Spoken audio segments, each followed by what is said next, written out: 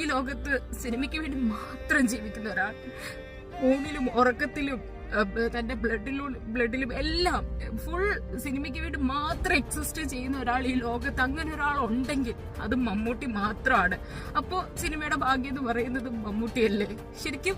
അതുകൊണ്ടാണ് ഈ ഒരു പ്രായത്തിലും ഈ മനുഷ്യനെ നമ്മളെല്ലാരും ഇങ്ങനെ വിസ്മയിപ്പിക്കാനായിട്ട് കഴിയുന്നത്. ഈ മനുഷ്യന്റെ കാലഘട്ടത്തിൽ അദ്ദേഹത്തിന്റെ സിനിമകൾ തിയേറ്ററിൽ പോയി കാണാൻ കഴിയുന്നത് വലിയൊരു ഭാഗ്യം തന്നെയാണ്. കാരണം ഫ്യൂച്ചർ ജനറേഷൻ ആക്ടിങ് റെഫറൻസ് ആയിട്ട് ഈ ലോകത്ത് എടുത്തു പഠിക്കാൻ പോകുന്നത് ഈ മനുഷ്യനെ ആയിരിക്കും. അതിൽ ഒരു സംശയം വേണ്ട. അതിലൊക്കെ നമുക്ക് ശരിക്കും അഭിമാനിക്കാം. മലയാളികൾക്ക് ശരിക്കും അഭിമാനിക്കാം.